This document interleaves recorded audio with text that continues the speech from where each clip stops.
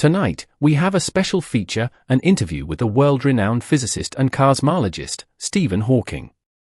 Stephen Hawking wasn't just one of the greatest minds in history, he was a man who defied the odds.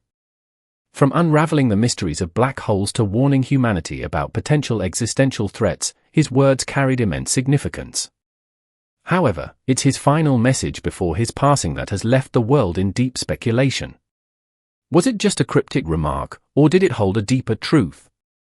His last words may send chills down your spine. Let's uncover their meaning. To truly understand the importance of Hawking's final words, we need to explore the life of the man behind them. Stephen Hawking was born on January 8, 1942, in Oxford, England. Interestingly, this date marked the 300th anniversary of the death of Galileo Galilei, an almost symbolic beginning for someone destined to reshape our understanding of space and time. His birth occurred during the chaos of World War II, prompting his parents, Frank and Isabel Hawking, to move to Oxford for safety. Although his family lived modestly, their home was filled with intellectual curiosity. His father was a medical researcher, while his mother worked as a secretary at a medical institute. Their home encouraged a love for learning, with dinner table conversations often revolving around science. Bookshelves overflowing with scientific texts took priority over television. Despite growing up in such an environment, young Stephen wasn't immediately seen as a prodigy. His school performance was average, and ironically, classmates nicknamed him Einstein due to his clumsy nature rather than his brilliance. However, those who knew him well saw something special. He had an exceptional ability to build things, creating model airplanes and working clocks from scraps. This hands-on curiosity laid the foundation for his later groundbreaking discoveries. At just 17, Hawking enrolled at the University of Oxford. While the institution was known for its rigorous academics, he didn't follow the traditional path of a dedicated student. Though incredibly intelligent, he sometimes neglected routine assignments. However, his natural grasp of mathematics and physics set him apart. He could solve complex problems in his head, often skipping lengthy calculations, a hint of the genius he would later be recognized for. Despite his growing passion for the universe, Hawking found his undergraduate studies unchallenging. Seeking greater challenges, he pursued a PhD in cosmology at the University of Cambridge after graduating in 1962. It was here that his life took an unexpected and life-altering turn. Shortly before his 21st birthday, Hawking began noticing strange changes in his body. He frequently tripped and felt an increasing sense of clumsiness. Concerned, he sought medical advice, and in 1963, he was diagnosed with amyotrophic lateral sclerosis, ALS, also known as Lou Gehrig's disease. This news was devastating. ALS is a progressive neurodegenerative disease that weakens muscles, eventually leading to complete loss of mobility, speech, and even the ability to breathe independently. At the time, doctors predicted he had only 2 years to live. It was a crushing prognosis for someone with so much potential. Initially, Hawking fell into despair, withdrawing from friends and questioning whether his academic ambitions were even worth pursuing. But his perspective changed when he met Jane Wilde, a language student at Cambridge. Her unwavering support reignited his determination to live life fully despite the odds. Their love led to marriage, and Jane remained a pillar of strength for much of his life. Choosing to make the most of his time, Hawking immersed himself in his research. His early studies focused on singularities, points of infinite density in space, which aligned with Einstein's theory of relativity. His doctoral thesis, though not widely recognized at the time, laid the groundwork for concepts that would later propel him to international fame. Rather than allowing ALS to define him, Hawking defied expectations. While his body weakened, his mind only grew stronger, allowing him to make groundbreaking discoveries that would reshape our understanding of the universe. Despite his medical condition, Stephen Hawking became one of the most influential theoretical physicists of modern times. His work fundamentally changed how we view the universe, from the nature of black holes to the smallest particles that make up reality. His rise to prominence began in the late 1960s when he collaborated with mathematician Roger Penrose on singularity theorems. Using Einstein's general theory of relativity, they explored the nature of black holes, concepts that were still largely theoretical at the time. Some scientists dismissed black holes as mere mathematical oddities, but Hawking and Penrose argued otherwise. Their research demonstrated that black holes weren't just possible, they were inevitable in a universe governed by relativity.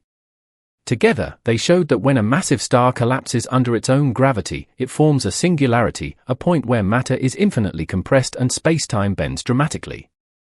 This discovery revolutionized astrophysics and laid the foundation for Hawking's later work on black hole radiation, now known as Hawking radiation.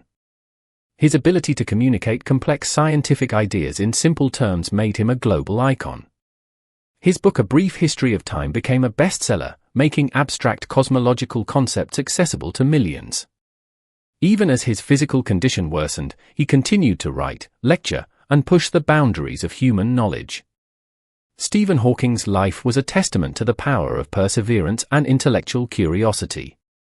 Despite facing an unimaginable diagnosis, he not only lived far beyond his predicted lifespan but also transformed the way we understand the universe. His final words remain a mystery, but given his legacy, they likely carry a profound message, one that could change our perception of reality itself. Stephen and Roger's work demonstrated that their existence was inevitable, reinforcing the idea that our universe likely began as a singularity. This discovery had deep implications for cosmology. Building on this foundation, Stephen explored the mysterious nature of black holes. While it was widely believed that nothing, not even light, could escape from a black hole, he found an astonishing exception. By combining quantum mechanics and general relativity, he theorized that black holes emit radiation. This phenomenon, now known as Hawking radiation, suggested that black holes gradually lose mass and energy over time, eventually evaporating completely. Hawking radiation revolutionized the scientific community, challenging established ideas about black holes and creating a crucial link between quantum theory and Einstein's framework. This breakthrough fueled the modern quest for a unified theory of physics. It also cemented Stephen's place among the greatest scientific minds, earning him worldwide recognition and securing his legacy in textbooks across the globe. However, Stephen's brilliance wasn't confined to theoretical physics. He had a rare talent for storytelling, which made his ideas accessible to a wider audience. His 1988 book, A Brief History of Time, tackled complex topics like time, space, and the origins of the universe in a way that was both engaging and enlightening. Despite its challenging subject matter, the book became a global sensation, selling over 25 million copies and being translated into dozens of languages. His ability to captivate the public's imagination was unmatched. By making intricate cosmological concepts understandable to everyday people, he turned discussions about black holes and the Big Bang into common topics of conversation. He strongly believed that understanding the universe should not be limited to physicists, it was a shared human pursuit. Beyond science and writing, Stephen also became a cultural icon. His appearances on The Simpsons, Star Trek, The Next Generation, and The Big Bang Theory showcased his humor and made him a household name. While these moments were entertaining, they also played a crucial role in making science more mainstream and inspiring young minds. Despite his growing fame, Stephen remained deeply committed to scientific research. Decades after his groundbreaking work on black holes, he continued to investigate fundamental questions about the universe's origins and its ultimate fate.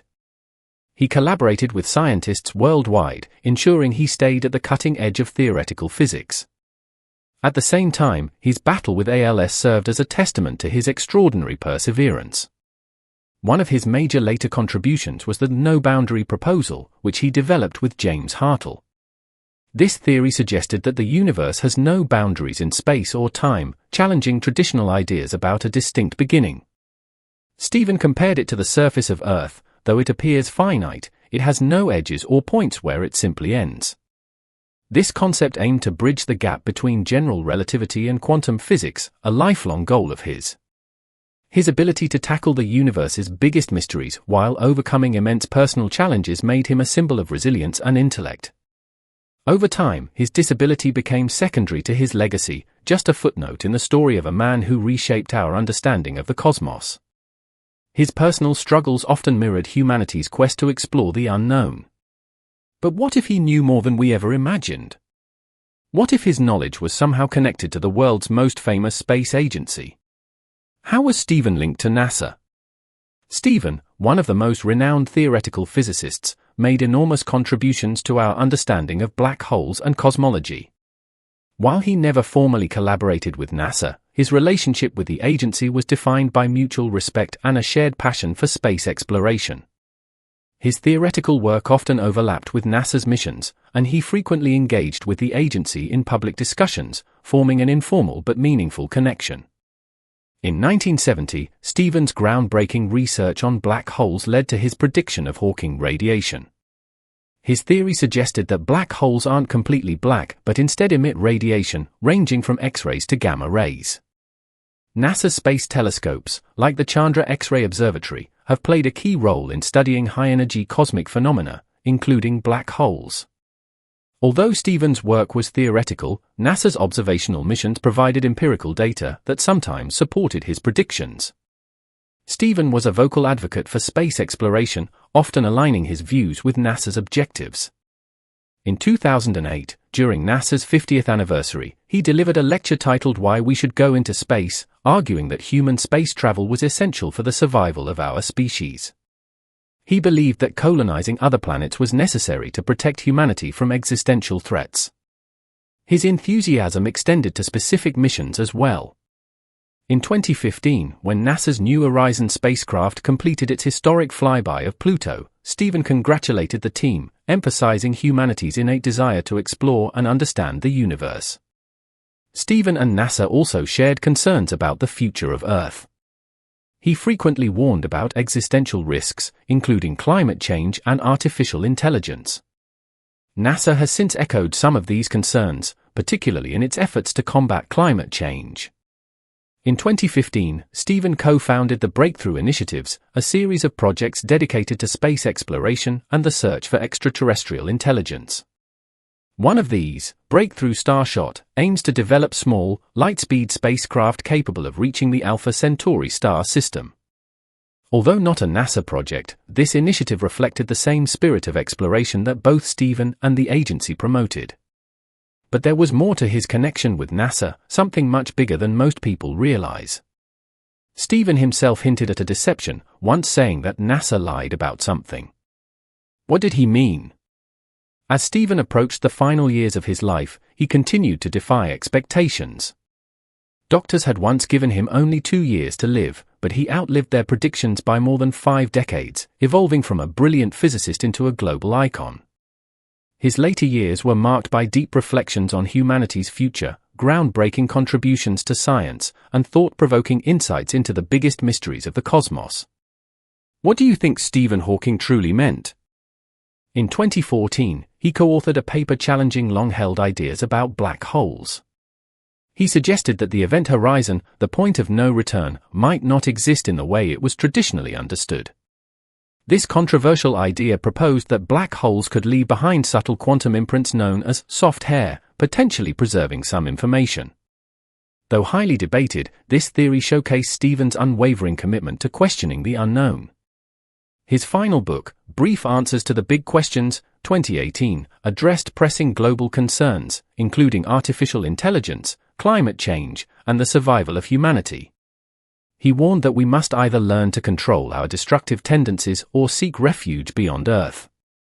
These weren't mere pessimistic views, they were urgent calls to action, rooted in science. Stephen spent his final years engaging with the public through interviews, speeches, and documentaries, ensuring that scientific knowledge remained accessible. He was increasingly outspoken about global issues, especially climate change. He repeatedly warned that the world was approaching an irreversible tipping point, urging leaders to take immediate action. As he neared the end of his life, Stephen often reflected on his experiences and the greater questions they raised. Despite all his achievements, he remained humble about humanity's place in the universe. He once remarked, "We are just an advanced breed of monkeys on a minor planet of a very average star, but we can understand the universe. That makes us something very special." When he passed away on March 14, 2018, coincidentally, on Albert Einstein's birthday, the world mourned a scientist who had defied the odds and expanded human knowledge. His memorial service took place at Westminster Abbey, where his ashes were interred near the graves of Isaac Newton and Charles Darwin, two of history's greatest scientific minds.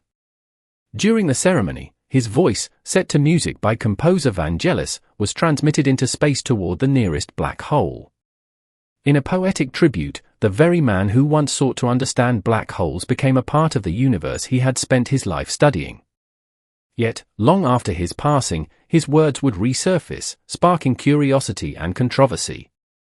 According to those close to him, his final words were both shocking and cryptic. They lied about the moon. What could he have meant? Did one of history's greatest scientific minds believe that NASA had deceived the world about the moon landing? Did he uncover something that cast doubt on humanity's greatest space achievement? Or was he speaking in a more symbolic sense, suggesting that some deeper truth had been hidden from the public?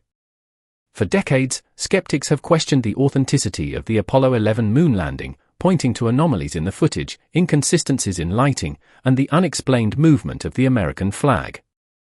NASA has dismissed these theories, citing an overwhelming body of evidence supporting the moon landings. Yet, Stephen's final statement reignites the debate. Was he referring to a broader deception? Could his vast knowledge have given him access to classified information? Was he hinting at something the world had overlooked? Perhaps he was not directly disputing the moon landing, but instead warning humanity to question everything, to never blindly accept what we are told. What do you think Stephen Hawking truly meant?